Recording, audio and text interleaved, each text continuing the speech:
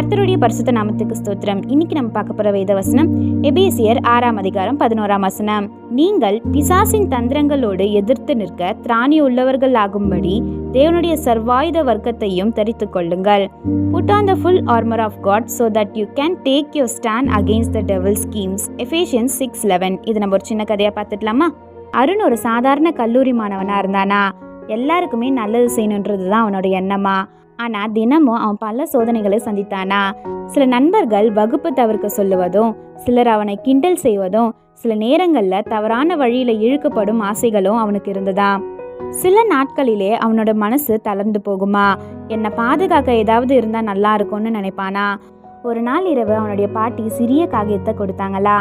அதுல தெய்வீக கவசத்தை அணிந்து கொள்னு எழுதியிருந்ததா. அதன் அர்த்தம் அவனுக்கு புரியல. அடுத்த நாள் காலையில அவன் மெதுவா சொல்லி கொண்டானா, ஏசப்பா, இன்னைக்கு உங்களோட கவசம் எனக்கு அணிய செய்யுங்கன்னு சொல்லிட்டு. அந்த நொடியே அவனுக்குள்ள ஒரு வலிமை வந்தது போல உணர்ந்தானா. யாரோ அவனை மூடி பாதுகாத்தது போல இருந்ததா. அந்த நாளே அவனுக்கு மாறி போனது மாதிரி இருந்ததா.